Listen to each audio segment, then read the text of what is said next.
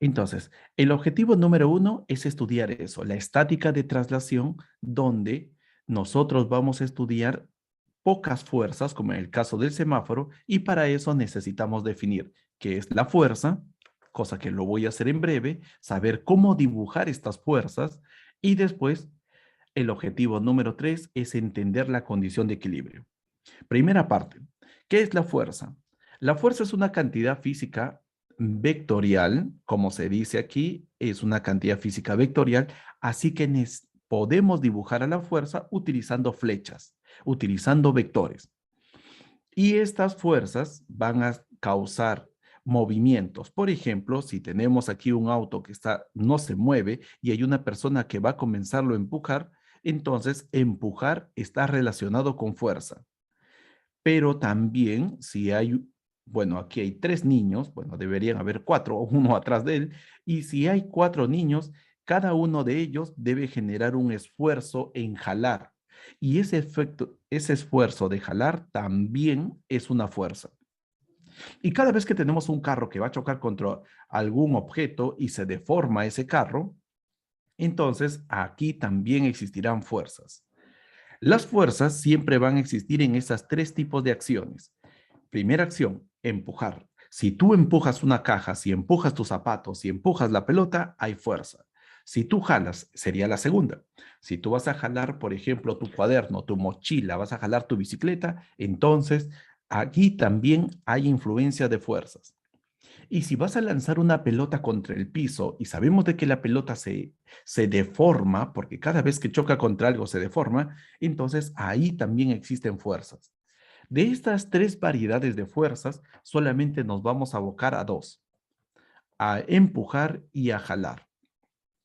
Solamente al efecto de estas dos. En el caso de la deformación, se estudia justamente en otros tipos de problemas. Y ahora sí, continuamos y colocamos aquí fuerza resultante y descomposición. Muy bien, ya sabemos de que las fuerzas resultantes son cantidades vectoriales y como tales, como son cantidades vectoriales, tú debes dibujarlo en base de flechas. Pero las flechas, como ya habíamos visto en vectores la clase pasada, las flechas pueden dibujarse de diferentes tamaños. Pueden haber tamaños como este, pueden ser flechas más pequeñas, pueden ser flechas que van en otro sentido, pero todo esto, todas estas flechas tienen una particularidad, que llevan información. Todas ellas llevan información. Si yo voy a colocar aquí 2 metros por segundo, aquí puedo colocar 20 newton y aquí puedo colocar, vamos a decir así, 5 metros. Todos ellos son diferentes cantidades físicas. Por ejemplo, ella me va a dar la información de la velocidad, porque simplemente aquí dice 2 metros por segundo.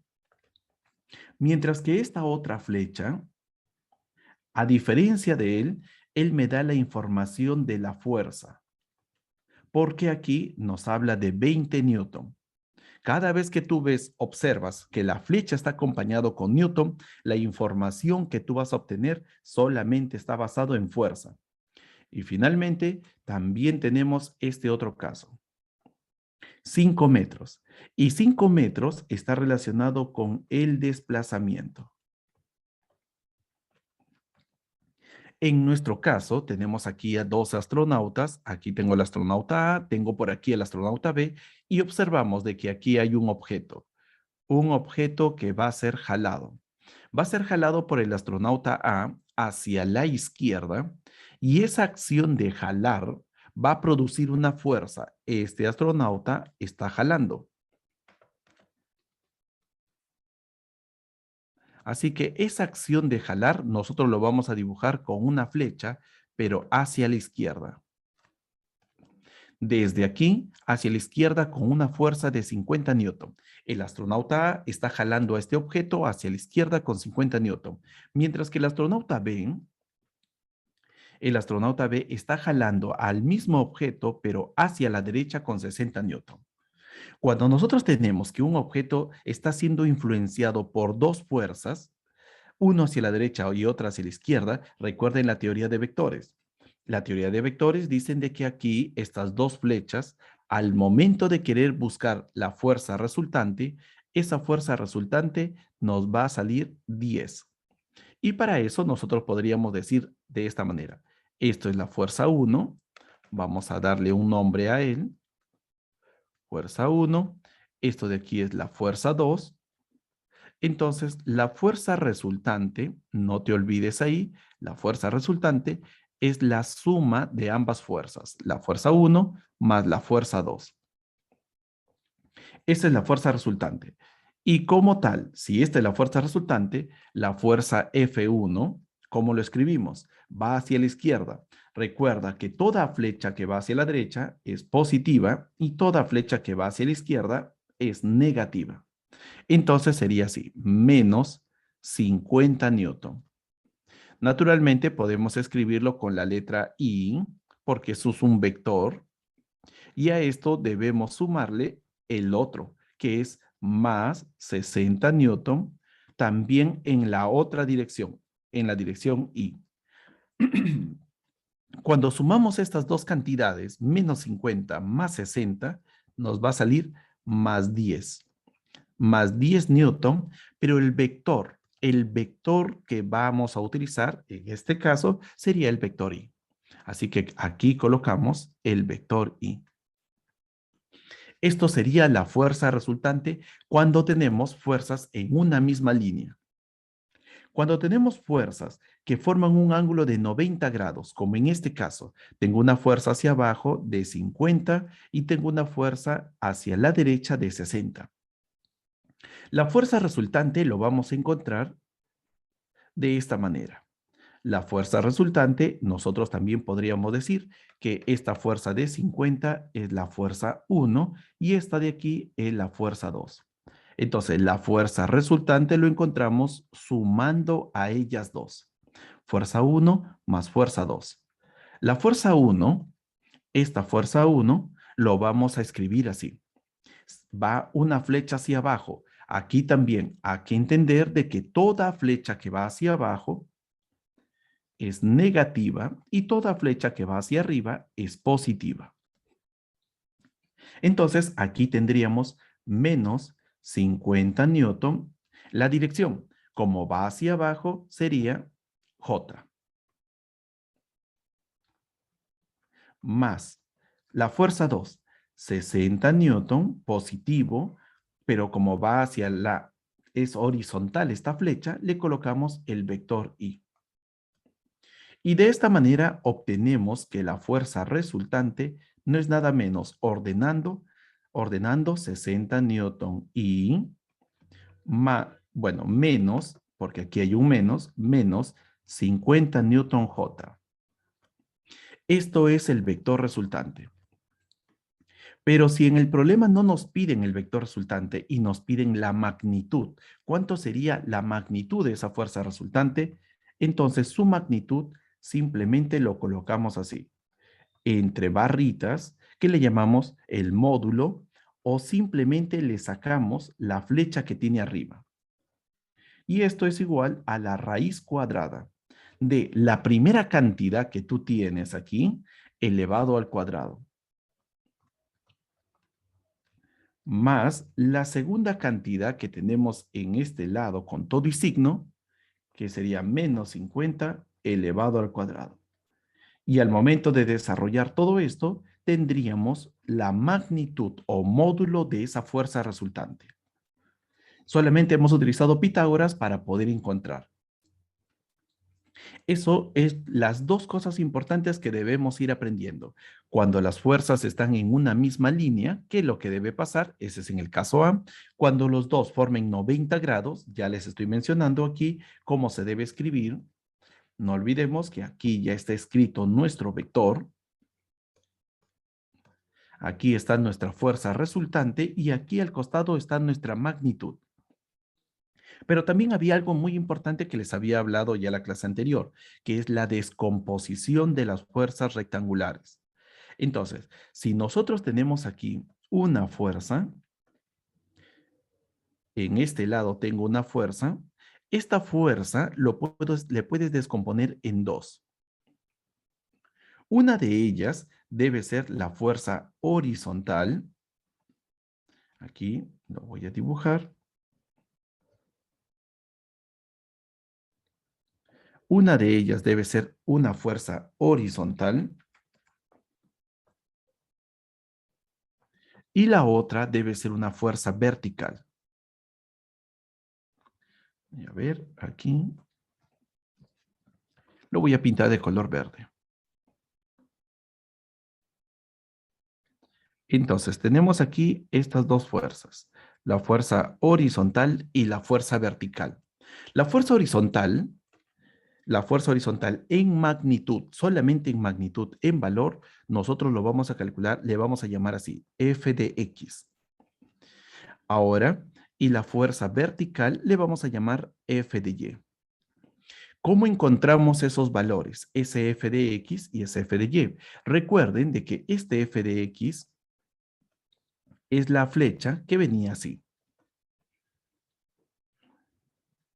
Esta flecha es el F de Y. Ahora, si nosotros observamos con bastante detenimiento esto, vamos a encontrar aquí, vamos a encontrar de que cada uno de ellos, por ejemplo, aquí se habrá formado un triángulo. Esta fuerza F puede ser reemplazado por la suma de estas dos fuerzas, la fuerza horizontal más la fuerza vertical. Pero cuánto tiene que valer estos? Y para eso, lo que nosotros vamos a indicar es que cada uno de ellos ya tiene un valor. Y su valor de cada una de esas flechas está relacionado con funciones trigonométricas. Porque aquí, como tenemos un triángulo, nosotros vamos a decir de que el lado opuesto, que sería esto debe ser igual, su valor debe ser igual a F seno del ángulo, mientras que la parte adyacente, que es la parte de aquí abajo, debe ser igual a F coseno del ángulo. Y así, utilizando la trigonometría, nosotros podemos encontrar a estos dos valores, a la magnitud de estas dos flechas. Y aquí están las fórmulas. Muy bien, esto sería lo que nosotros necesitamos conocer acerca de las fuerzas resultantes y su descomposición. Preguntas hasta aquí, chicos. ¿Alguna duda hasta aquí?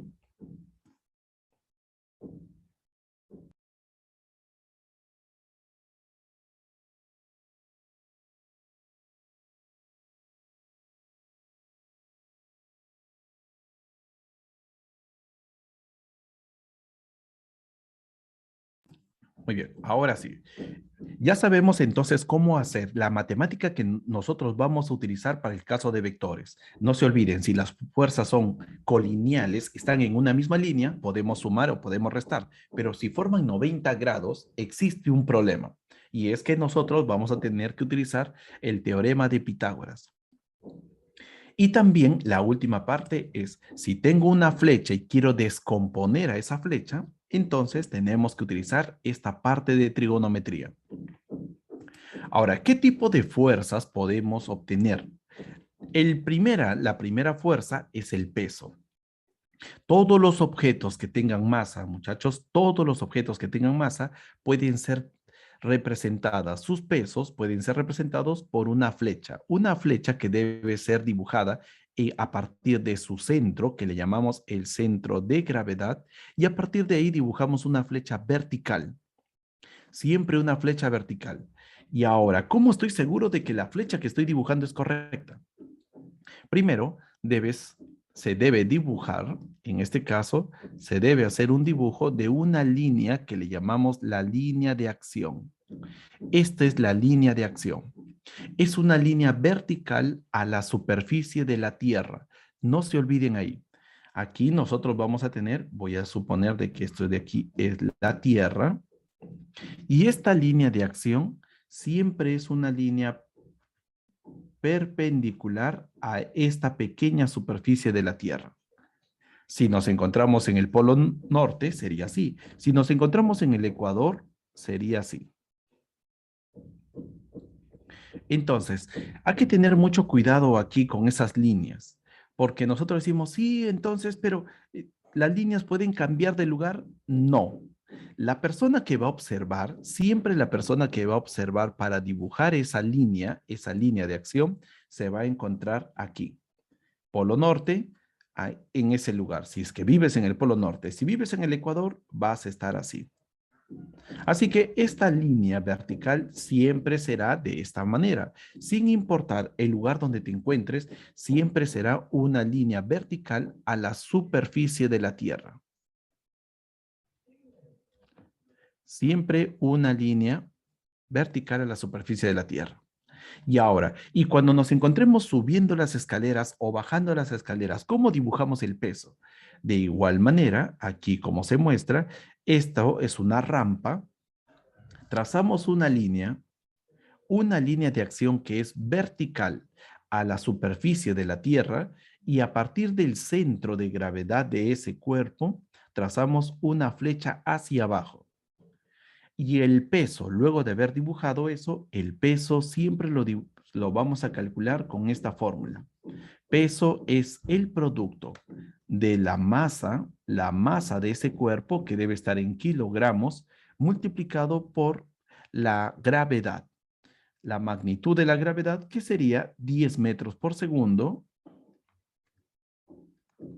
o también se puede expresar así, 10 newton por cada kilogramo. Cualquiera de las dos expresiones es correcta. Fuerza de tensión. La fuerza de tensión se da solamente en las cuerdas. Siempre que tengas una cuerda, existe la fuerza de tensión. Wow, ¿es el único? No, pueden ser cuerdas, sogas, pueden ser cadenas, pueden existir en todos ellos. Pero eso sí, hay una condición. Solamente existe la tensión cuando esa cuerda están estiradas. Por ejemplo, cuando la persona ata una cuerda a esta caja y lo jala hacia la derecha, la persona está jalando hacia la derecha, hacia la izquierda aquí. Como jala hacia la izquierda, la fuerza de tensión se debe dibujar de la siguiente manera. En el punto donde la caja y la cuerda está atada, este es el punto o el origen del vector. A partir de ahí, la flecha se dibuja en la dirección donde la persona jala. Si la persona jala hacia la izquierda, la flecha lo dibujas hacia la izquierda y le colocas una letra T en la parte superior. Bueno, aquí sería así. Peso. Y aquí sería una T con una flechita arriba. Ahora, en el caso que la persona esté jalando, pero ya no hacia la izquierda, sino él jala hacia la derecha.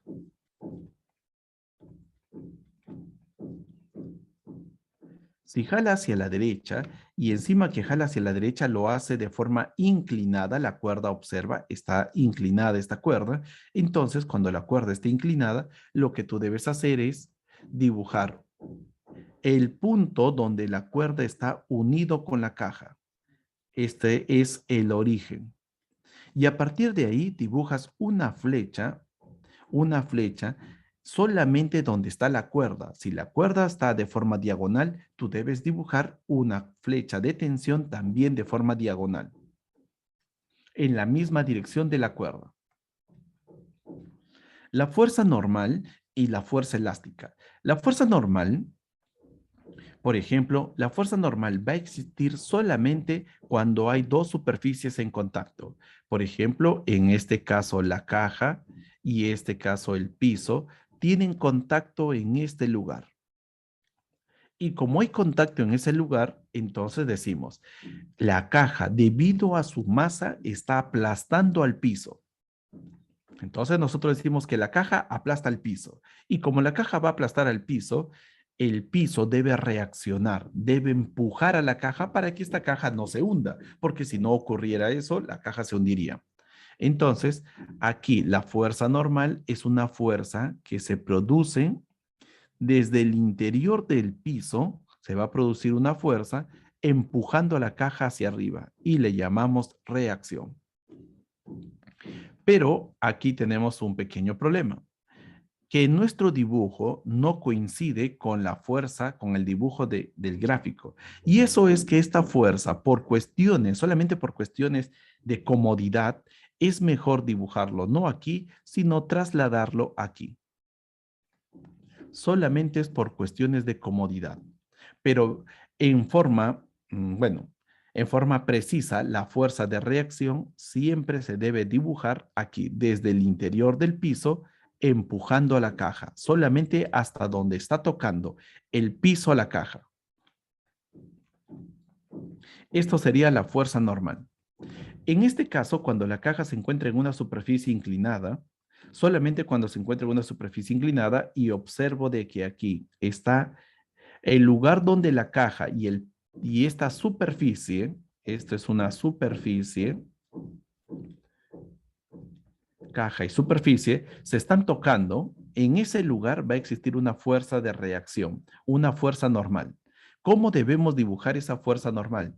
Para poder dibujarlo, al igual que en el caso anterior, debes trazar una línea que forme 90 grados con la superficie. Entonces, a esta línea le llamamos la línea de acción. Esto es una de las fuerzas más complicadas para dibujar, así que deben tener mucha paciencia.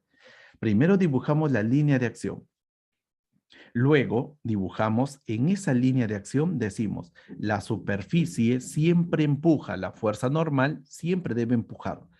Y a esta caja lo va a empujar para que no se hunda en la superficie. Y la flecha sería esta. Pero como no podemos dibujarlo ahí a esa flecha, entonces lo que nosotros hacemos es trasladarlo. Lo trasladamos y así tenemos esta flecha dibujada que le llamamos la fuerza normal. Lo podemos reemplazar por lo podemos colocar como una R o también lo podemos colocar con una letra N de normal. Cualquiera de las dos es válida, N o R. Ahora, la fuerza elástica. La fuerza elástica es una fuerza que aparece en el interior de los cuerpos que se pueden estirar, como el caso de una liga, como el caso de un resorte, como el caso también, bueno, un objeto que también se puede estirar, podríamos decir en el caso ligas y resortes. Si hay, bien, los músculos también pueden actuar como resortes. Así que esto podría servirles como un primer modelo para estudiar los músculos de las personas o también de los animales. ¿Y qué es lo que sucede con los resortes? Los resortes tienen una propiedad muy importante y eso es que cuando los resortes son estirados, ellos van a ejercer una fuerza para regresar a su tamaño original. Por ejemplo, este resorte tiene un tamaño original. El tamaño original solamente es hasta aquí, pero al momento de colocarle esta pesa de aquí, he aumentado su tamaño. Y todo lo que aumentó su tamaño, lo que ha aumentado de tamaño sería esto. Esto es su longitud original. Y esto es la longitud final. Todo lo que se incrementó, todo lo que aumentó en su longitud es esto. Es X. X, ¿qué va a ser? Le vamos a llamar desde ahora a X la deformación o el estiramiento. ¿Cómo calculamos este estiramiento? El estiramiento lo vamos a calcular así, como la longitud final menos la longitud de inicio. Siempre que tengas un resorte y tú quieres saber cuánto se estiró, simplemente resta. Resta la longitud final menos la longitud de inicio.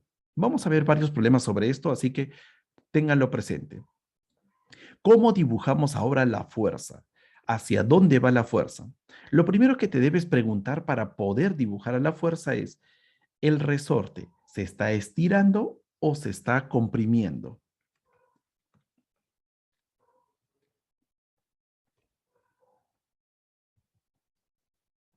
Y si tú ves de que el resorte se estira como en nuestro caso, entonces, si vas a ver, exacto, muy bien, Becker. Si tú ves de que el resorte se estira, entonces la fuerza del resorte siempre debe regresar a su forma original. La forma original es esta, este pequeñito, pero ahora él tiene todo este tamaño.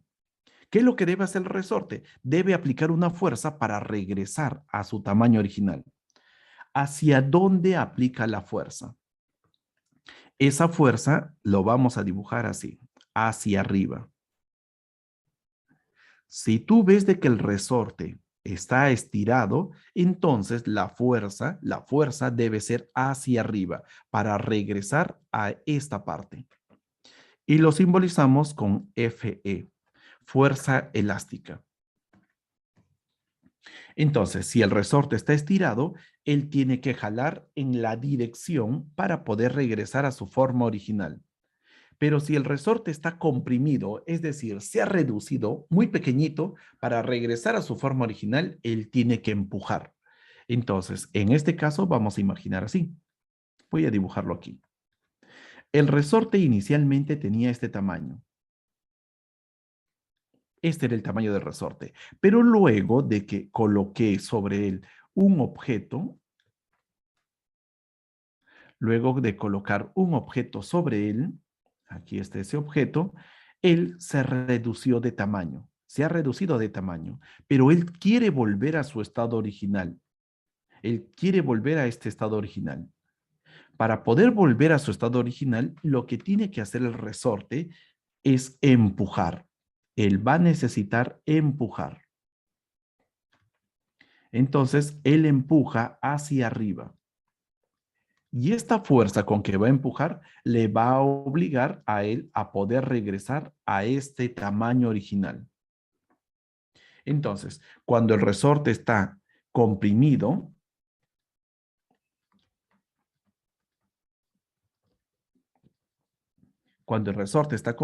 lo que nosotros vamos a tener en esta situación es que el cuerpo, este resorte va a empujar. Empuja para regresar a su forma natural. Pero cuando el resorte está estirado, y él quiere regresar a esta forma para que se vuelva más pequeñito, ¿qué tiene que hacer? Jalar. Él jala para poder regresar a esta forma original. ¿Cómo calculamos la fuerza? ¿Cómo calculamos la fuerza que debe aplicar para poder reducir su tamaño o para aumentar su tamaño? Esa fórmula lo tenemos aquí. Eso depende de dos cuestiones importantes. La primera es la constante de elasticidad. En otras palabras, esta constante de elasticidad depende del resorte.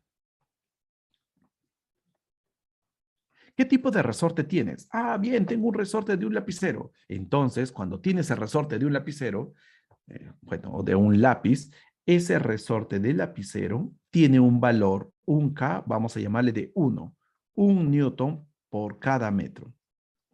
Pero si tuvieras un resorte de bicicleta, el valor de K para la bicicleta, vamos a decir 500.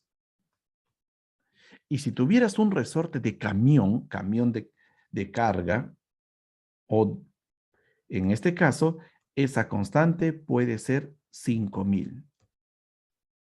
Vamos a decirlo así, porque podría ser más 10.000 Newton por cada metro. Entonces, dependiendo del tipo de resorte, la constante puede ir cambiando. Para aquellos que son como los lapiceros, como los resortes de lapicero, no necesitas mucha fuerza para reducir su tamaño. Agarras tu mano y comienzas a aplastarlo. Lo aplastas y con menos de 1 Newton de fuerza o con poca fuerza ya estás reduciendo el tamaño del resorte de lapicero.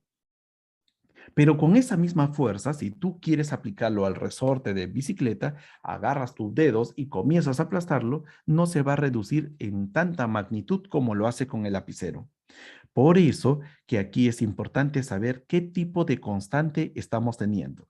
Y además, cuánto estamos estirando el resorte, como se indica aquí, cuánto se estira, o también cuánto se reduce. Aquí se ha reducido. También tenemos que saber cuántos centímetros o cuántos metros se ha reducido en su tamaño. Eso sería la segunda fórmula importante que nosotros debemos saber. Ahora, la siguiente es la fuerza de fricción. ¿Qué es la fuerza de fricción? La fuerza de fricción existe en todos los lugares. Cuando nos sentamos, existe fricción. Cuando agarramos un lapicero, existe fricción. Cuando respiramos, existe fricción.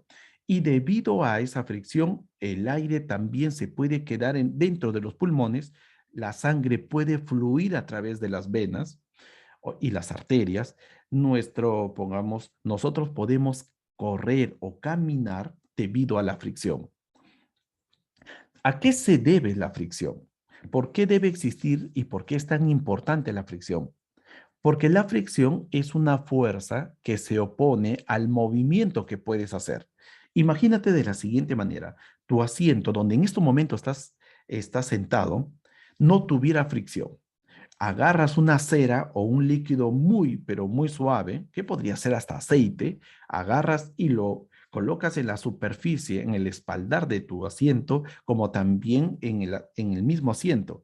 Entonces, cuando te sientas, tu cuerpo, en vez de quedarse ahí pegado, sostenido por esa fricción de esa superficie, va a deslizarse y te caes.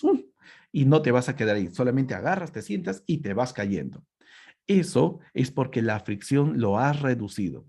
Una forma sencilla de reducir la fricción y lo que los antiguos griegos utilizaban para llevar esos bloques bueno, esos bloques que servían para la construcción de las pirámides era el agua.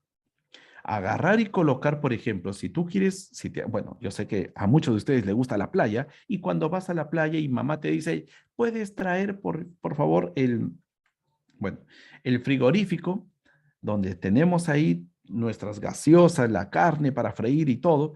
Entonces agarras y como eres tan fuerte, lo comienzas a arrastrar por la arena. Pero cuando lo arrastras por la arena, vas a sentir de que es difícil jalarlo. Pero imagínate que alguien viene y te quiere ayudar y te dice, bien, te estás cansando, no te preocupes. Y le comienzan a echar agua por el lugar donde tú vas a llevar ese frigorífico. La fuerza se va a reducir. Tu fuerza se va a reducir porque en ese momento, la fricción entre la arena y la caja se va a reducir. Eso es la importancia de la fricción. La fricción también existe en nuestras manos, también hay en nuestras manos, en nuestros dedos hay asperezas, en el lápiz también hay asperezas y cuando yo agarro entre ellos dos existe fricción. Por eso que podemos también escribir, porque entre la punta de tu lapicero y el papel también existe fricción. Entonces, la fricción es una de las fuerzas más estudiadas, más complejas y también necesitamos comprender cómo se origina esto. Muy bien, y para eso, nosotros solamente nos vamos a basar en esta clase por cuestiones de tiempo en los efectos de la fricción. Imagínate, agarras el día de hoy y quieres llevar, por ejemplo, em, quieres mover a una mesa, a la mesa que está en tu sala y lo quieres mover, o también a tu escritorio, quieres moverlo, pero al momento de empujar a tu escritorio, tú ves de que tu fuerza, tú le has aplicado una fuerza, pero él no se mueve. Entonces, vamos a imaginar de que tu fuerza vale 20 newton y tú ves de que al momento de aplicar esa fuerza, él no se mueve. Si tú ves eso de que él no se va a mover, es porque las asperezas que hay en el piso y también con la superficie que tiene tu escritorio van a generar una fuerza de fricción. Esa fuerza de fricción siempre debe ser opuesta al movimiento que tú quieres hacer. Si quieres mover hacia la derecha, la fricción aparece hacia la izquierda. El valor de la fricción también vale 20 newton. Si la fuerza con que tú empujas vale 20 y la fricción vale 20, entonces ese cuerpo no se mueve. Pero imaginemos que ahora te has puesto mucho más fuerte y vas a empujar ya no con 20, sino esta vez con 35. Esta vez que no subestime el piso tu fuerza. Con 35. Y observas con esa fuerza de 35 que tampoco se mueve. Entonces tú dirás de que la fuerza de fricción debe tener el mismo valor, 35 newton, para que de esta manera se compense mi esfuerzo que yo estoy haciendo sobre ese escritorio. Cuando en los problemas te digan esto, tenemos un objeto que está siendo empujado, pero él no se mueve. Solamente la palabra clave es no se mueve, entonces debe cumplirse que esta fuerza F y la fuerza de fricción deben ser iguales. Se debe cumplir eso. ¿Ok?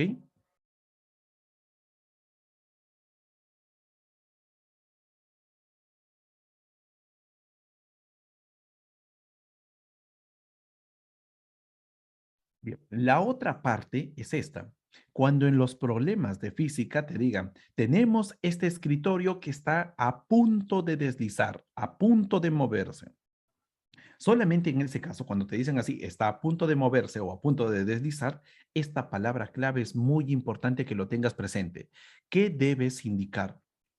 Que aquí este escritorio no va a poder soportar tu fuerza. En algún momento va a ceder. Así que cuando tú empujaste con 20, la fricción agarró y dijo, yo también tengo tu misma fuerza, así que no tienes por qué dudarlo. Cuando lo comenzaste a empujar con 35, ahora la superficie comienza a dudarlo. Esta persona es muy fuerte, así que ahora incrementaste tu fuerza. Pero, ¿qué va a ocurrir? El piso no puede soportar tu fuerza por siempre. ¿Qué va a pasar cuando nosotros agarramos y empujamos con 40? Entonces, para eso nosotros tenemos que saber cuánto es la fuerza máxima que puede soportar el piso. Y aquí, con nuestros cálculos, porque podemos ahora calcular cuánto es lo máximo que puede soportar, con esta fórmula, a partir de esta fórmula, nosotros podemos saber cuánto es la fuerza máxima que puede soportar el piso. ¿Qué debemos hacer? Multiplicar. Este mu es un coeficiente que ya se calculó. Cuando tú agarras y colocas tu mesa encima de un piso, por ejemplo, el piso de tu sala, lo colocas ahí, tiene un valor. Pero si esa mesa, esa misma mesa, tú lo llevas ya no en el piso de tu sala, sino lo llevas, por ejemplo, a la pista y quieres empujarlo, tiene otro valor. Pero si esa misma mesa tú lo llevas a una cancha de gras sintético, tiene otro valor. Entonces, este coeficiente de rozamiento, depende mucho, llamado también coeficiente de rozamiento o coeficiente de fricción, depende mucho de las irregularidades que tiene las superficies que van a estar en contacto. Entonces, en el caso del piso, bueno, en el caso del piso, pongamos de tu habitación, este mu puede tener un valor de 0.1. En el caso de la pista, ese mu puede ser 0,5. En el caso de una cancha sintética, por favor, aquí soy muy explícito, sintética, no de gras, sintética, o podríamos decir en el caso de la arena, también en la playa, esto puede ser 0.8. Pero siempre el mu, ese mu, tiene que ser menor que 1. ¿Ok? Por favor, no se olviden eso. Ese mu siempre debe ser menos que 1.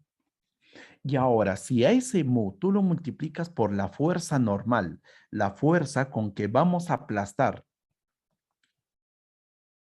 al piso, si multiplicamos por la fuerza con que estamos aplastando al piso, entonces tendríamos esta fuerza estática. Y voy a suponer de que esta fuerza estática máxima, lo que él puede soportar como máximo, es 45. Entonces, cuando yo le apliqué 20, él me respondía con 20 porque no llegaba a su fuerza máxima. Pero cuando yo le empujé con 35, él seguía respondiéndome con 35 porque me dice, bueno, ese no es mi máximo poder. Ahora, cuando yo lo empujo con 40, él dice, wow, se está acercando a mi límite. Así que todavía no me muevo. Pero cuando llegas a empujar con 45, ahora sí, estamos a punto de deslizar. Está a punto de moverse, que si tú le agregas un 45.001, ya se movió y estaríamos en esta situación. Cuando le aplicas solamente la fuerza de 45, y esto es la fuerza máxima que lo has calculado con esta fórmula, entonces tú dirás de que esa fuerza máxima, lo máximo que puede soportar para que se encuentre a punto de deslizar, debe ser 45. Mayor a 45, él ya se mueve. Con 45.1 ya se está moviendo. Así que la fórmula, ahora nuestra fórmula, será otra. Nuestra fórmula para poder encontrar Y nosotros decimos, entonces, esta fuerza de 45 siempre va a estar ahí, siempre va a estar valiendo 45. No. Cuando él se encuentra a punto de deslizar, esa fuerza debe ser 45. Pero cuando él ya se mueve, esa fuerza cambia, se reduce. Ya no va a ser el mismo valor. Y para eso, nosotros vamos a utilizar el mismo modelo de fórmula, donde tenemos aquí un coeficiente, pero este coeficiente vamos a llamarle coeficiente cinético o coeficiente dinámico. Este coeficiente va a ser otro cuando el cuerpo se mueve. Y la fuerza normal no va a cambiar. La fuerza normal seguirá siendo la misma. Entonces, ¿qué deben aprender de la fricción? Que es muy utilizado. Primero, cuando en el problema te dicen así, tenemos una persona que está echado en una camilla y él no se mueve. Entonces, debe haber una fuerza y debe haber una fricción. Pero cuando te dicen, tenemos esa persona que es una cama que es una cama que puede aumentar sus grados, es una cama reclinable, entonces aumenta, aumenta, aumenta, y en un determinado momento la persona ya no puede quedarse pegado a su cama, está a punto de deslizar. Entonces debemos aplicar esta teoría que hemos aprendido, donde la fuerza estática máxima debe ser igual a la fuerza que me obliga a deslizar. Y cuando te dicen de que ya la persona se está moviendo por esa cama elástica, diré, en esa cama reclinable, entonces decimos, ya se mueve. Entonces aplicamos este tipo de fuerza de fricción. Y como te había indicado, esta fuerza de fricción cinética siempre es menor que la estática máxima. Esto podría ser 43. Siempre es menor. Y esa es la diferencia entre todas las fuerzas que hemos hablado. Muy bien. Hay leyes que nosotros debemos tener presentes. La primera ley de Newton y la tercera ley de Newton es lo que vamos a aplicar el día de hoy. La primera ley de Newton está basada en lo siguiente. Newton en el siglo XVII, más o menos en el año de 1600, creo que es 25. En esos años, en 1600, él plantea una idea y dice esto. Si tú te vas al supermercado y ves a un carrito de compras, ese carrito de compras está quieto porque lo han dejado ahí, así que ese carrito de compras está quieto. Pero ¿qué sucede si yo agarro y lo empujo al carrito de compras? Si yo agarro y lo empujo, habré cambiado su estado. De lo que él estaba quieto o en reposo, ahora se encuentra en movimiento. Así que la ley de Newton dice así, su primera ley de Newton dice así, todos los cuerpos perseveran su estado de reposo o de movimiento, eso lo vamos a hablar después, todos los cuerpos se encuentran en su estado de reposo, a menos que se vean obligados a cambiar su estado por algunas fuerzas. Por ejemplo, aquí la fuerza de la persona está influenciando sobre ese carrito de compras que se encontraba quieto para ahora moverse. Eso sería lo que nosotros vamos a mencionar aquí. Pero también existe una tercera ley de Newton, donde dice así, si yo agarro y pateo una pelota, esa pelota se va a mover, porque existe una ley que le llamamos la ley de la acción y la reacción. Y la ley de acción y reacción depende siempre de que existan dos cuerpos, un cuerpo A y un cuerpo B. Además de que existen dos cuerpos, ambos cuerpos deben tener contacto, una interacción, le llamamos así, debe haber unas acciones mutuas entre ellas.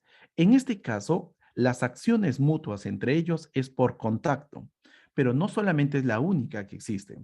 Hay otros tipos de interacciones que lo vamos a ver después, pero aquí mi pie va a golpear a la pelota.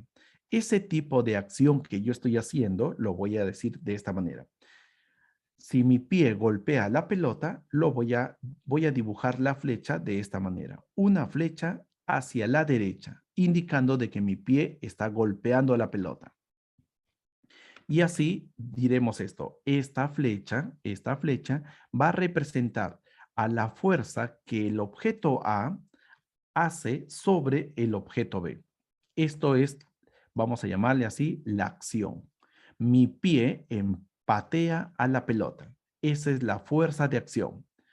Pero habrás visto de que tu pie te duele cada vez que pateas una pelota. Entonces, esta parte del pie, esta parte de la punta de mi pie que tiene contacto con la pelota, siente ese dolor. ¿Por qué?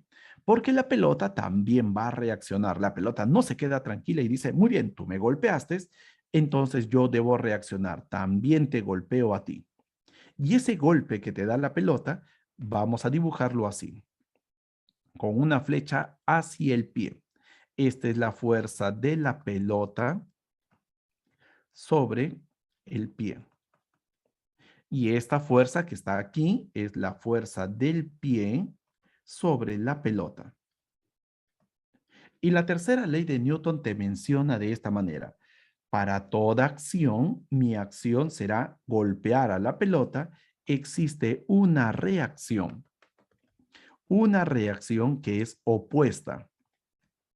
Es opuesta a la acción, pero eso sí, la magnitud, si tú golpeas a la pelota con 20 newton, la pelota también te debe golpear con la misma cantidad, con 20 newton. ¿Ok? No se olviden de eso. Para toda acción hay una misma reacción. Si tú golpeas a un objeto con 20, él te debe responder en la otra dirección también con 20. Bien, y para comenzar nuestros problemas, terminamos con esta primera parte, equilibrio de traslación. En el equilibrio de traslación, vamos a tomar en consideración lo siguiente. Si hay un cuerpo, este es el resumen ya de todo. Si hay un cuerpo donde hay una fuerza y otra fuerza que están influenciando sobre él y el cuerpo no se mueve, ¿ok? No se olviden eso. Si el cuerpo no se mueve luego de que hay una fuerza, otra y otra, entonces existe una condición. La condición es que la suma de todas estas fuerzas, esta fuerza 1 más esta fuerza 2 más esta fuerza 3, la suma de estas tres debe ser nulo. Simplemente la suma de estas tres fuerzas deben ser nulas. ¿Y cómo podemos estudiar esto de una forma más simple? De esta manera. Imaginemos que en el caso del cuerpo está sometido bajo fuerzas horizontales. En este caso, tenemos tres fuerzas horizontales. Entonces, ¿qué decimos? Si el cuerpo no se mueve, o te dicen el problema, el cuerpo se encuentra en equilibrio. Equilibrio. ¿Qué debemos decir? De que la suma de todas las fuerzas horizontales debe ser nulo. Entonces, observa aquí, la fuerza 1 va hacia la derecha. Así que nosotros, cada vez que las fuerzas todas son horizontales, debemos colocar simplemente así. Todas las flechas que van hacia la derecha, no nos olvidemos, son positivas. Todas las que van hacia la izquierda son negativas. Como la fuerza 1 va hacia la derecha, nosotros vamos a decir de que aquí sería más F1. Como la fuerza 2 también va hacia la derecha, entonces decimos a eso debemos sumarle más F2.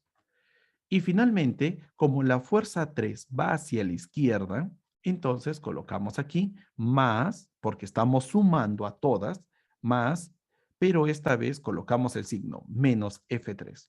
Si tú sumas a las tres, se debe igualar a cero. Y de esta manera podemos obtener nuestras soluciones para los problemas que nos van a plantear siempre y cuando las fuerzas sean horizontales. Si las fuerzas son verticales, entonces también hacemos lo mismo. Decimos que todas las flechas que van hacia arriba siempre serán positivas. ¿Debemos colocar la letra J? No, aquí no colocamos ni la letra J ni la letra I. Solamente nos fijamos en si son positivos o si son negativos. En este caso, para la fuerza 1, como va hacia arriba, esta fuerza 1 va hacia arriba, le coloco positivo, más. La fuerza 2 va hacia abajo y como va hacia abajo le voy a colocar aquí menos. Y la fuerza 3 como va hacia arriba le voy a colocar aquí más. Lo sumas a los tres y eso debe darte igual a 0. Y así tenemos la parte horizontal y la parte vertical. Mientras que existe, este es el problema más difícil, y es que existe de que hay fuerzas que no son ni horizontales ni verticales, sino son fuerzas combinadas, fuerzas que son diagonales, diagonal por aquí, y esto sería vertical. ¿Qué hacemos en este tipo de problemas cuando hay fuerzas que no son horizontales ni verticales? Sabemos de que la condición, y esto de aquí es importante, la condición es que la suma de todas las fuerzas es igual a cero. El método que vamos a aplicar para este tipo de problemas será la siguiente: descomposición. La fuerza 1, esta fuerza 1, lo vamos a descomponer. Lo vamos a descomponer por dos fuerzas, una horizontal y otra vertical. La fuerza 2, que está aquí, también lo vamos a descomponer por una fuerza horizontal y una fuerza vertical. Y la fuerza 3 no lo vamos a descomponer porque ya es vertical. Así que ya lo dejamos.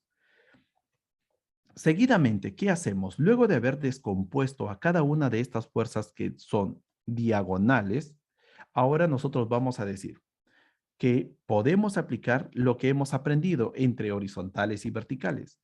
Vamos a sumar todas las horizontales, sumamos todas las horizontales y luego aplicamos lo mismo para el caso de las verticales, donde debe cumplirse lo siguiente: donde la suma de las fuerzas horizontales siempre es cero, es decir, él más él, su suma debe ser cero y la suma de las verticales también debe ser cero. Si se cumple esto, entonces es lo mismo que estaría cumpliéndose esto. Esto sería en total todo lo que nosotros tenemos que aprender. Bueno, nos falta todavía, pero como el tiempo es muy corto, nos falta estática de rotación.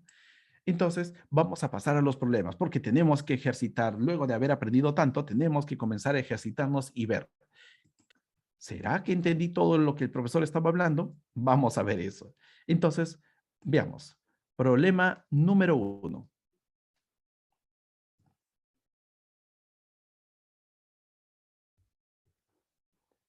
Con relación a la cantidad física, fuerza, determine la alternativa con afirmación incorrecta. Muy bien, y como siempre, tenemos un tiempo de 1 minuto para esto y necesito sus respuestas, muchachos.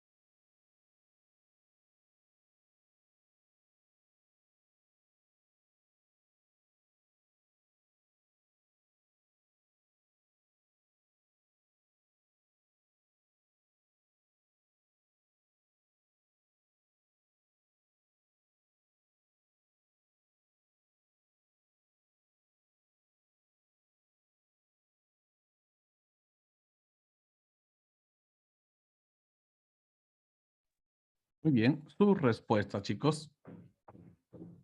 Espero que esta pregunta no esté difícil para ustedes.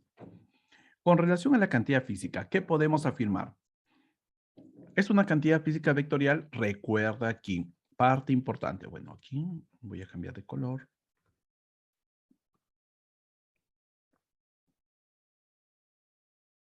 Ujú.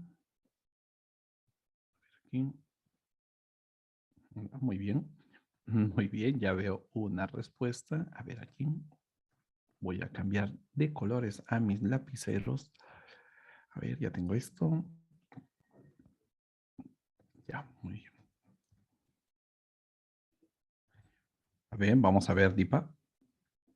Becker. Ujú. Vamos a ver. Entonces, primero, toda cantidad física,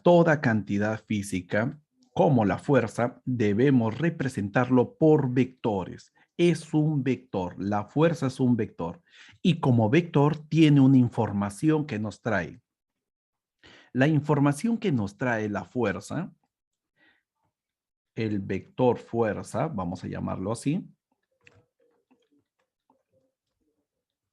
El vector fuerza nos trae una información.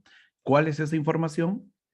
La información sería de con cuánto estamos jalando o empujando un objeto. Una información de jalar y una información de empujar. Entonces, en este caso, no debemos olvidar, la primera es verdadero. ¿Su unidad en el sistema internacional es Newton? Obviamente que sí, es Newton. Es una medida cuantitativa de la interacción entre dos cuerpos. Esto sí parecía muy filosófico, ¿ya? Pero hay profesores de física que bueno, se emocionan por este tipo de conceptos. Así que voy a indicarles esto de aquí, si es que les viene en el examen, tienen que colocar. Es una medida cuantitativa de la interacción entre dos cuerpos verdadero. Es decir, si tú tocas una caja, hay una interacción que es por contacto. Empujas al cuerpo, estás empujando, hay fuerza. Entonces, la interacción entre dos cuerpos produce un par de fuerzas. Bueno, esto lo saqué de un examen, bueno, de unas prácticas anteriores, así que por eso que puede ser un poco difícil. Pero hasta aquí. Es el producto de masa por aceleración. Obviamente que la fuerza es una cantidad física que es el producto de masa por aceleración. Esto de aquí es verdadero. Aunque no hemos hablado de eso, pero es verdadero. Ahora, ¿por qué? Porque el próximo tema nosotros vamos a hablar de esto. F es igual a m por a. Es el producto de la masa por la aceleración. Entonces, la interacción entre dos cuerpos produce un par de fuerzas.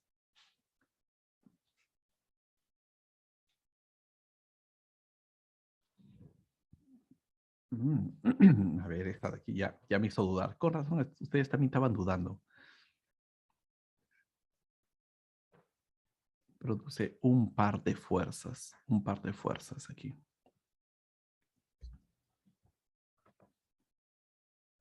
Es una medida cuantitativa de la interacción entre dos cuerpos. Eso sí, interacción.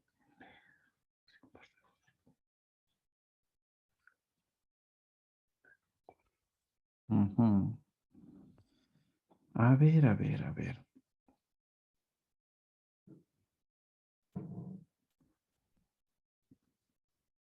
La interacción entre dos cuerpos, produce un par de fuerzas.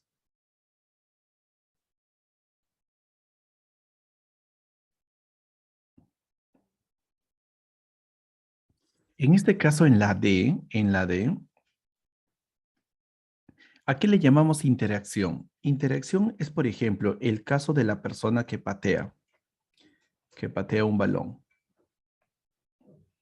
Aquí tenemos al pie y aquí tenemos la pelota. La interacción se da cuando el pie de la persona toca a la pelota. Esa es una forma de interacción. Es una interacción por contacto.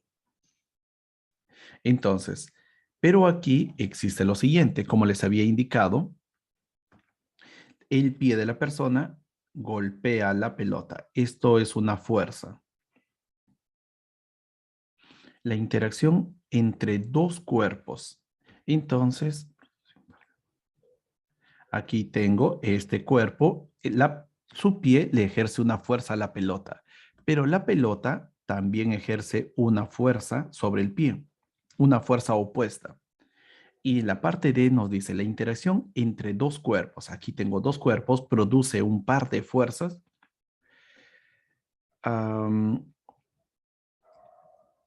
En este caso, produce un par de fuerzas.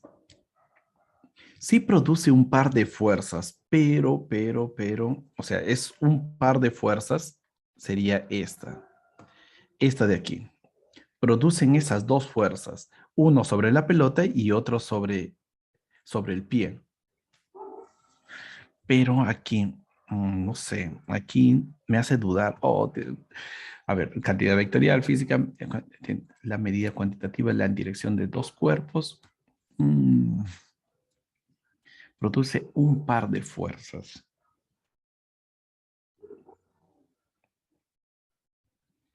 Bien, aquí sí es muy ambiguo. Entonces, la clave debe ser la D, la clave debe ser la D, pero en este caso, la interacción entre los cuerpos produce un par de fuerzas.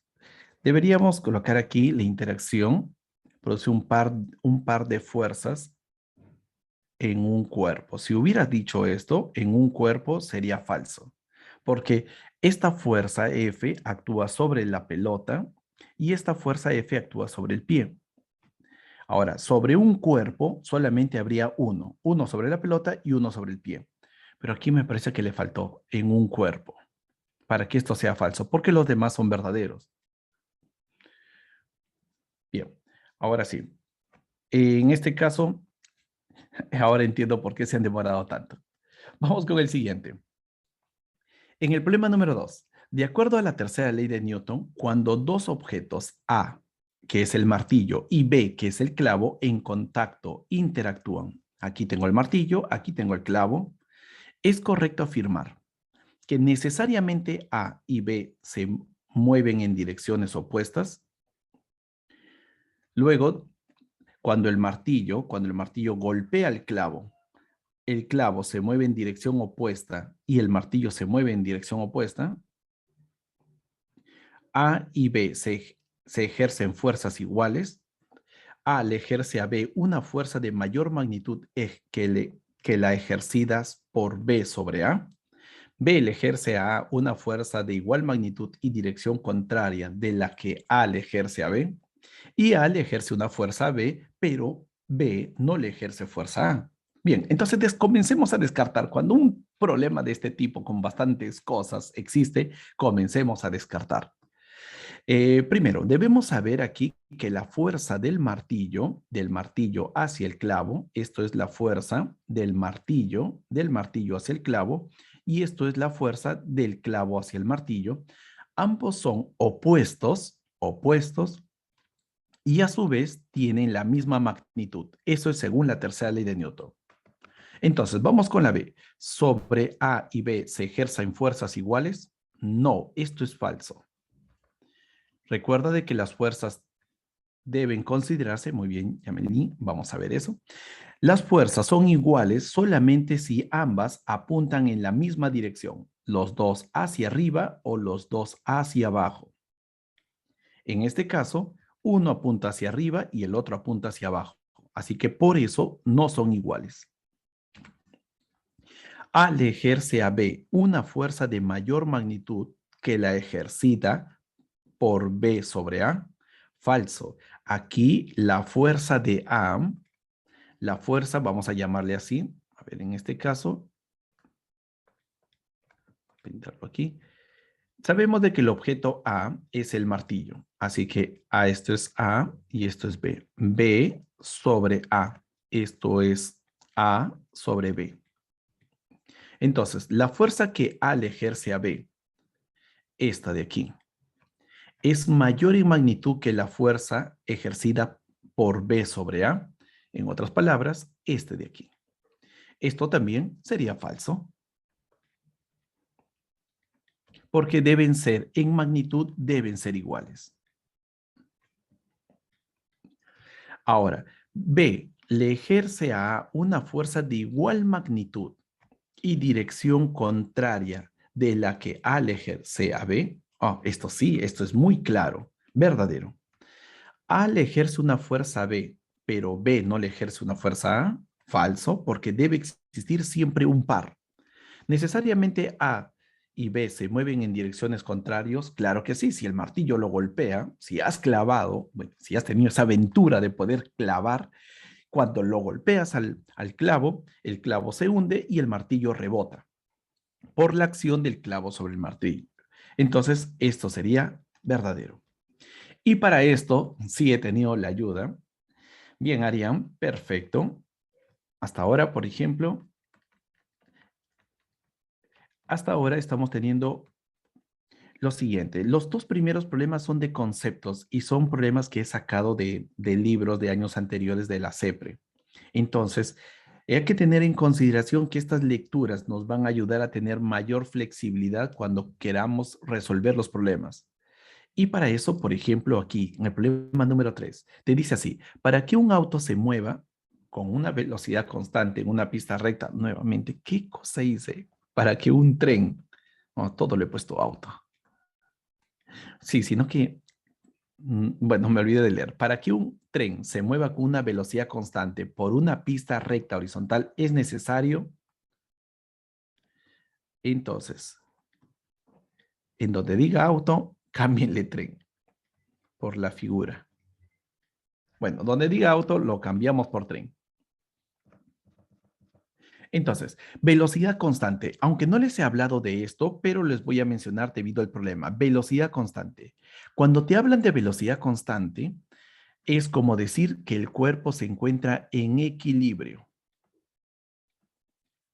Eso es lo que estamos hablando, equilibrio. Para que un tren se mueva en equilibrio por una pista horizontal es necesario que, ¿qué sería necesario aquí? Bien, vamos a darles un tiempo para, ya, por favor, Becker, no te olvides, colocamos ahí tu respuesta. Si es 3, 3. Si es 2, 2. Por favor, aquí para poder corregirlo.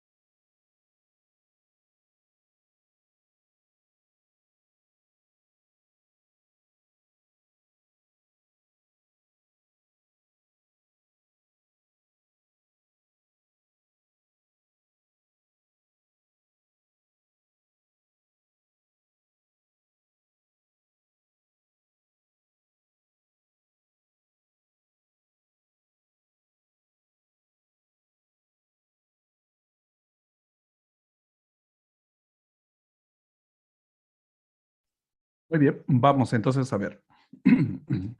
Equilibrio. No nos olvidemos que cada vez que hablamos de equilibrio, estamos indicando de que todas las fuerzas que rodean al cuerpo, no nos olvidemos ahí, cuando hablamos de equilibrio, siempre que en un problema te digan equilibrio y existan varias fuerzas sobre ese cuerpo, la suma de todas esas fuerzas, deben ser nulas. Si nosotros sumamos todas esas fuerzas, deben ser nulas. No debe haber una fuerza total. Entonces, vamos a ver. Es necesario que no exista ninguna fuerza externa que actúe sobre el tren. Aquí sería tren, sobre el tren. En este caso, si yo voy a dibujar todas las fuerzas sobre el tren, tendríamos la siguiente. Primero, no debemos olvidarnos de que la primera fuerza es el peso. El peso del tren es una fuerza. El riel que tenemos aquí, también ejerce una fuerza sobre el tren. Por cada uno de los rieles, aquí hay uno, hay una fuerza normal. Además de eso, no solamente existe eso, también Aquí, para que el tren se pueda mover, necesita un motor. Y ese motor debe impulsarlo. Lo debe impulsar a él hacia adelante. Si no existiera esta fuerza, entonces no lo colocamos. Fuerza del motor. Pero a su vez, no solamente existe la fuerza del motor, también el viento va a tratar de detenerlo. Así que nosotros vamos a dibujar aquí la fuerza del viento. La fuerza del viento. Y no es el único. El viento, aunque ejerce su fuerza para detenerlo, también existe otra fuerza, y es que en esta superficie donde se mueve el tren, existe asperezas. Y como hay asperezas, tenemos la fricción. Y estos serían, por decirlo así de una manera simple, todas las fuerzas que actúan sobre el tren. Ahora, la primera parte dice así: no existe ninguna fuerza externa que actúa sobre el tren. Falso. Existe sí. 2. La fuerza neta sobre el tren será constante. La fuerza neta. Esto de aquí es fuerza neta.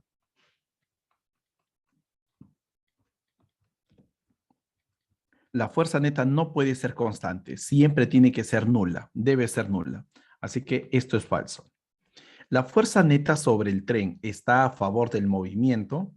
Si es que existe fuerza neta que está a favor del movimiento, entonces no estaríamos en equilibrio. Así que esto también es falso.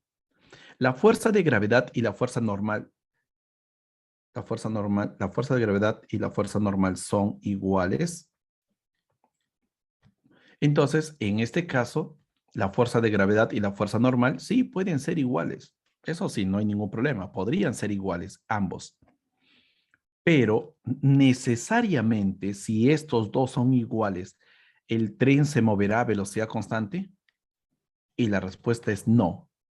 Si ellos pueden ser iguales y la fuerza del motor es más grande que la fuerza del viento y la fuerza de fricción, entonces habría un desbalance en la parte horizontal. Eso no nos mantiene en equilibrio. Así que necesariamente esto debe ser también falso. No necesariamente.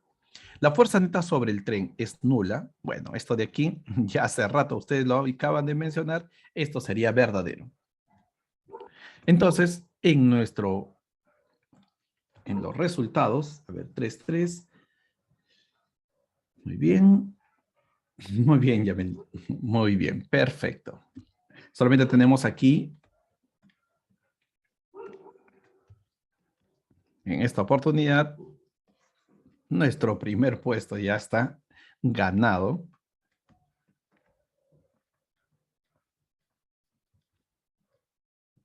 Y ahora nos vamos con el siguiente. Esto de aquí lo saqué de un libro de medicina, así que bueno, aprovechando de que había un problema también de la pre en años anteriores, así que dice lo siguiente: en el tratamiento de lesiones de la columna vertebral, a menudo es necesario aplicar algo de tensión para estirarlo. Un dispositivo para hacerlo es la estructura ilustrada en la figura. Una pesa W está sujeta al paciente. En otras palabras, esta es la pesa W. Algunas veces alrededor de un collarín, aquí, como se muestra en la figura. Y la fricción entre el cuerpo y la persona, aquí el cuerpo, la fricción entre el cuerpo de la persona y la cama evita de que esta persona se deslice para aquí, para hacia allá, porque lo está jalando esta pesa. ¿Cuál de los siguientes diagramas sobre la persona es correcta? Muy bien, ahora sí, comenzamos. Para esto, 2 minutos.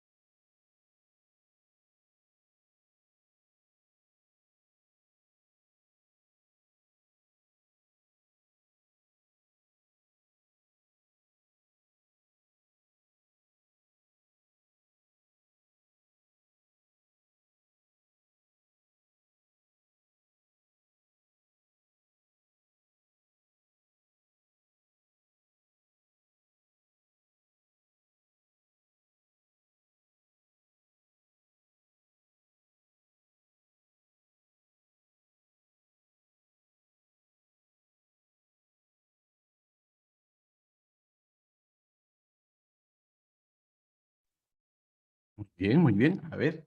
Oh, muy bien, Becker. Arián. Dipa, lo estás dudando, hijo. ¿Dónde está Salvador? Ah, Dios mío, Salvador. A ver, a ver. Arián, ya está. Dipa, Bianca, ¿qué tal? Muy buenos días. Ajá. Yameli. Bueno, también, por favor. ¿Dónde está? Quiero ver sus respuestas. Solamente tengo respuestas de 3 personas. A ver, veamos aquí lo siguiente. Resolvamos este problema porque nos faltan muchos más, así que vamos con rapidez. Primero, el primero debe ser el peso. Siempre comienza con el peso. Peso de la persona, listo. Peso de la persona. Número 2, la fuerza normal. Fuerza normal, la cama empuja a la persona, así que la fuerza normal lo vamos a dibujar así. Una flecha hacia arriba. Fuerza normal. La siguiente fuerza ahora depende mucho de la parte horizontal. Y este cuerpo va a querer jalar. Este cuerpo o esta pesa va a jalar hacia abajo. Entonces, la pesa quiere llevar a la cabeza de la persona, lo va a estar jalando en esta dirección. Entonces nosotros vamos a dibujar ese efecto de la pesa sobre la cabeza, sobre el cuello de la persona y para eso, entonces ya sabemos, el peso quiere caer. La fuerza aquí debe ser una fuerza horizontal, de esta manera. Aquí está. Esto sería la tensión. Como es en la cuerda, la tensión lo va a jalar de forma horizontal. Entonces, la persona debe moverse hacia la derecha, pero debido a la fricción entre la cama y el cuerpo de la persona, entonces la fricción debe aparecer en dirección opuesta. Para este caso, si la persona debe moverse hacia la derecha debido a la tensión, la fricción debe aparecer hacia la izquierda.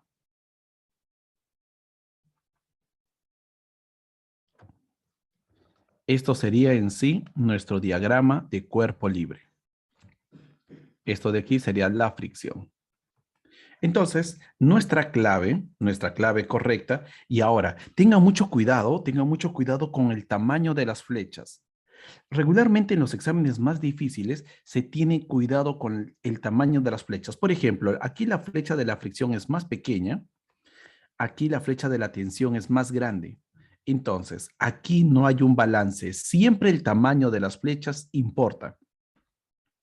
Entonces, para este caso, la tensión está correcto, la fricción también está correcto, el peso y la normal también están correctos. Perfecto. Esto obviamente no. Esto de aquí, ellos dos señalan hacia arriba, cosa que no es correcto. Aquí sí señalan, todos tienen la misma dirección, bueno, las direcciones que corresponden, pero los tamaños no. El peso es más grande que la fuerza normal. Así que esto tampoco sería. La única clave adecuada sería la A. Ojo, muy bien. Ahora sí tenemos muchos participantes y naturalmente eso le hace feliz. Ah, Dios mío. Ajá. Eso me hace muy feliz. Así que vamos a ver aquí y no me queda más que tienen mi buena, mi manito alzada. A ver, aquí tenemos Deepak, aunque lo has dudado, pero Becker, perfecto, muy bien. Y Arián, Yamil. Muy bien, chicas, muy bien. Este problema lo he visto en el curso de biofísica, así que cuando ustedes ingresan a la universidad, ya habré, cuando lleven ese curso, que creo que es en el segundo año de la universidad, van a poder aplicar estos conceptos. Siguiente problema. Oh, problema número 5, ¿qué pasó? Ah, ya. Problema número 5. En el problema número 5 nos dice lo siguiente: los bloques A y B son empujados moviéndose hacia la derecha sobre el piso horizontal liso. Marque la alternativa correcta sobre el diagrama de cuerpo libre. Estos dos cuerpos se están moviendo, Ya se están moviendo en este caso. Se empuja con una fuerza de 100 newton y te piden cuál es el diagrama de cuerpo libre. Cuando te dicen diagrama de cuerpo libre, te están pidiendo dibujar todas las flechas en el cuerpo A o en el cuerpo B. Entonces debemos comenzar primero con el cuerpo A. ¿Cuáles son las fuerzas que rodean al cuerpo A? Luego, ¿cuáles son todas las fuerzas que rodean al cuerpo B? Luego de conocer eso, busca la alternativa correcta, pero eso sí, no te olvides que el tamaño de las flechas importa. Ahora sí, comenzamos. 2 minutos.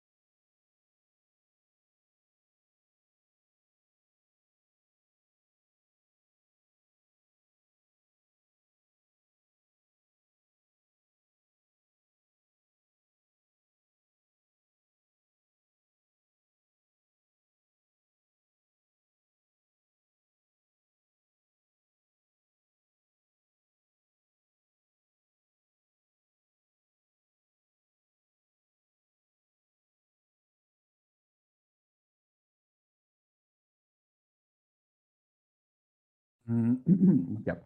En ese caso, a ver, en este caso, buena pregunta, Yamel. Naturalmente sí debe importar el tamaño de las flechas cuando te dicen de que va a velocidad constante y cuando te dicen de que no lo hace. En este caso, no están en equilibrio, Yamil, y de forma general no están en equilibrio. Cuando en el problema te digan equilibrio, el tamaño de las flechas sí va a ser importante, pero en este caso los dibujos están relacionados de forma general.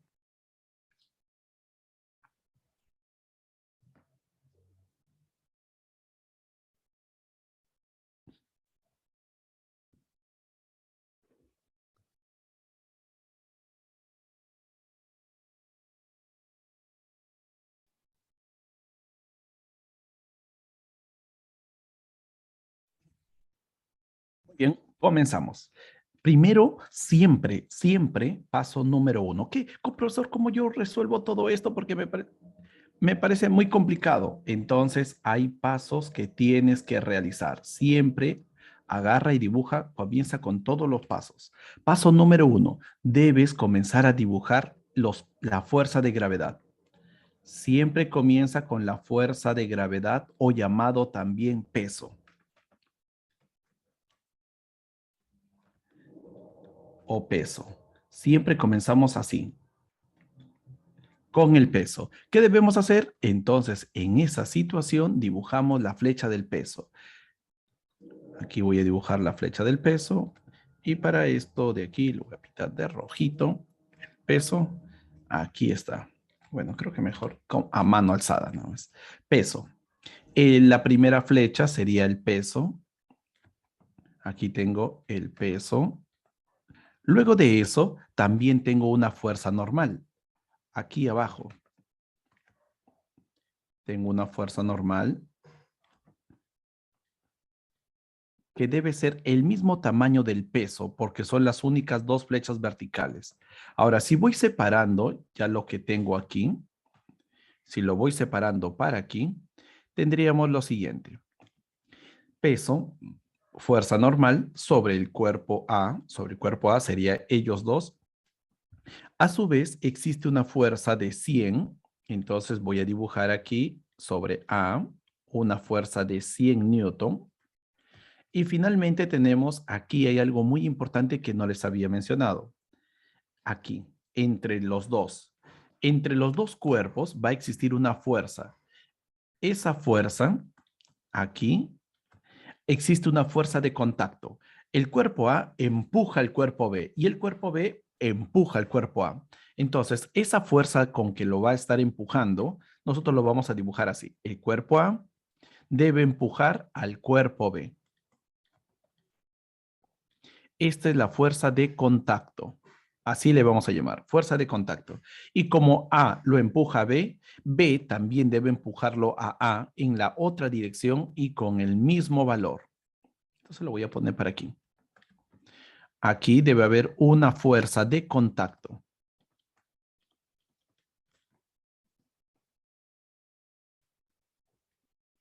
Una fuerza de contacto sobre A. Esto es todo sobre A. Mientras que aquí vamos ahora a averiguar sobre B. Entonces, en nuestros pasos, lo que nosotros habíamos mencionado es que primero dibujamos a la fuerza de gravedad, ya está, hemos dibujado a todos ellos. Ahora, lo siguiente es agarrar y dibujar para el bloque B.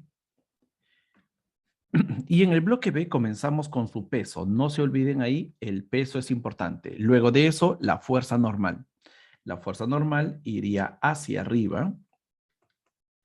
Y luego de eso, sabemos de que aquí hay una fuerza de contacto. Nosotros tenemos aquí una fuerza de contacto. Y esta fuerza de contacto que tenemos aquí también va a influenciar sobre B. ¿De qué manera? La caja A, entonces aquí, voy a hacer un dibujo sobre él. Aquí hay un contacto y como hay un contacto, en todo contacto, chicos, ustedes deben dibujar dos fuerzas. Una fuerza de A sobre B. Esta es la fuerza de A hacia B. Y debe haber otra fuerza que es en sentido opuesto. La fuerza de B hacia A. Ahora voy a dibujar eso. Ya dibujé esta fuerza de contacto que sería la fuerza de B hacia A. Ahora voy a dibujar aquí sobre B. Debemos dibujar esa otra fuerza de contacto, pero de A hacia B, que sería una flecha hacia la derecha. Y ahora sí, en este caso, como no me están indicando de que si el cuerpo está en equilibrio, y eso va a la respuesta de Yameli, cuando el cuerpo no está en equilibrio, solamente en el caso que no te digan, pero el cuerpo está en equilibrio o no está en equilibrio. Cuando no te dicen nada de eso, tú debes saber lo siguiente. Existe una condición muy importante para definir el tamaño de las flechas. Y eso es que esa fuerza de 100 newton, esa fuerza con que tú empujas, aquí siempre es mayor que la fuerza de contacto. Por favor, eso es una condición que siempre se cumple. Siempre es mayor que la fuerza de contacto. Entonces, veamos en la parte A. Esta fuerza sí está bien.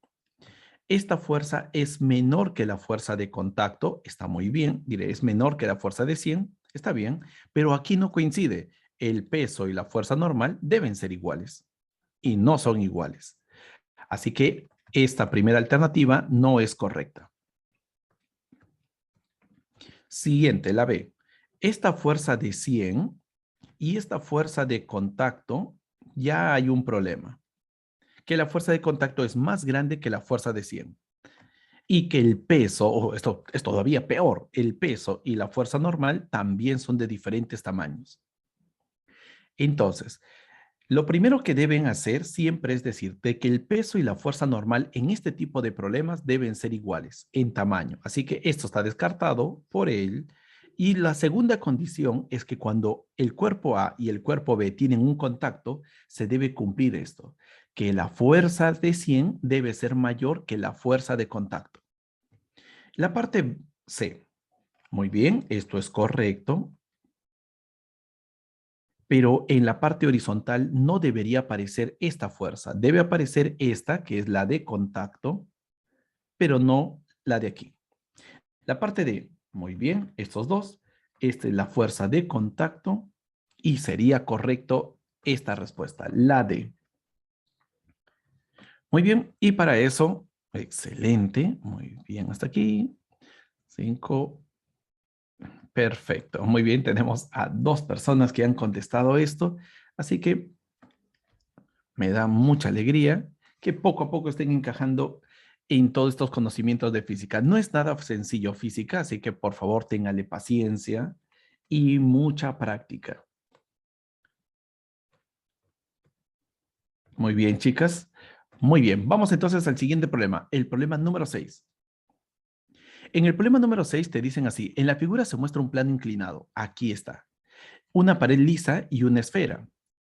Entonces, indique qué proposición es incorrecta. Creo que aquí ya vi. La última es ninguna de las anteriores. Número 1. La esfera tiene dos interacciones por contactos. Cuando hablamos de interacciones, cuando vamos a hablar de interacciones, vamos a hablar de que si hay dos cuerpos que van a tener algún tipo de, a ver, le llamamos interacción. Cuando dos cuerpos están relacionados, por ejemplo, en el caso de la esfera, está relacionado con esta superficie en este lugar que estoy pintando. En el caso de la esfera, con la pared también está relacionado aquí. Pero esa relación que existe en ellos dos es por contacto. Contacto. Contacto y aquí también sería contacto. Le llamamos contacto porque lo está tocando. Solamente cuando un cuerpo toca al otro hay una interacción por contacto.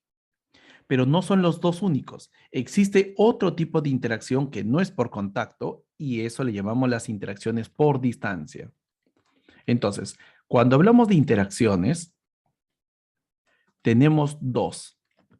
Por contacto, cuando tocamos a los objetos, y el otro sería a distancia. ¿Quiénes pueden ser a distancia? Solamente hay dos tipos que pueden ocurrir por distancia. Y uno de ellos es la gravedad.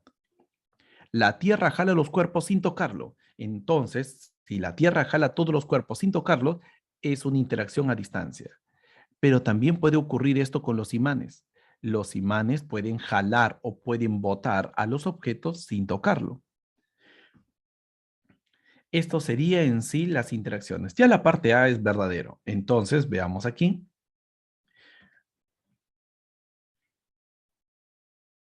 Ah, bien, acción de la Tierra. Cuando me refiero de acción de la Tierra, cuando, vamos a decir, bien, el peso, lo que pasa aquí es que la Tierra, nuestro querido planeta azul, este planeta azul, lo que ocurre con él es que la Tierra a todos los cuerpos lo va a atraer.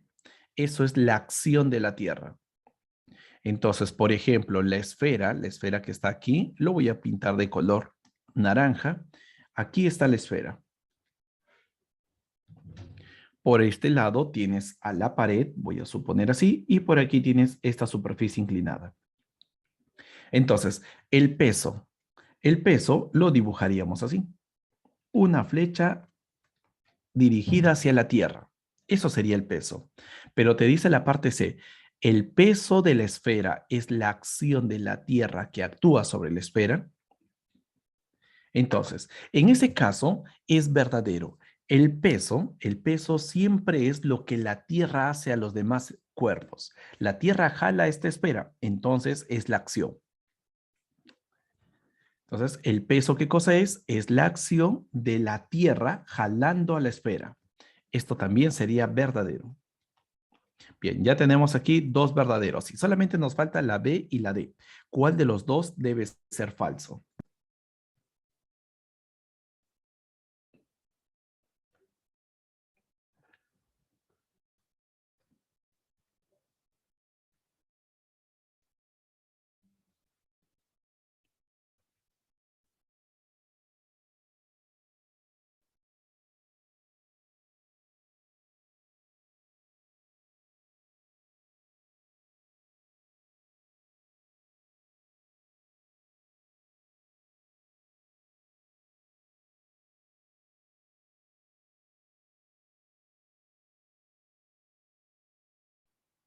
Ya, muy bien. Entonces, vamos a ver aquí.